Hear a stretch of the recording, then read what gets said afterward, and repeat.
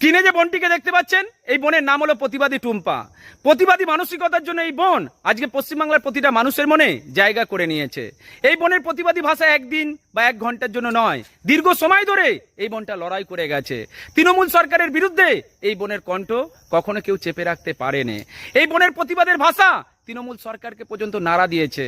আমার বলতে খারাপ লাগে না, আমরা অনেক মানুষ আছি স্রোতের দিকেই যেতে চেষ্টা করি, যাতে স্রোতের দিকে হাঁটলে অনেকটা তাড়াতাড়ি অনেক দূর পৌঁছানো যাবে। কিন্তু এই বোন দেখিয়েছে স্রোতের বিপরীতে কিভাবে লড়াই করতে হয়, অন্যায়ের বিরুদ্ধে কিভাবে রুখে দাঁড়াতে হয়।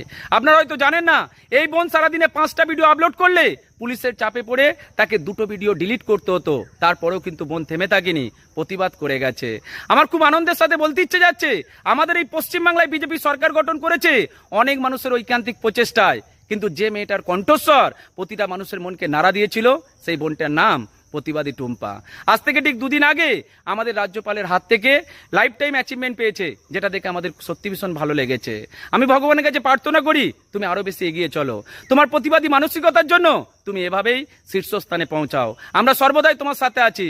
তুমি ভালো থাকলেই গোটা পশ্চিমবঙ্গ ভালো থাকবে, গোটা ভারতবর্ষ ভালো থাকবে।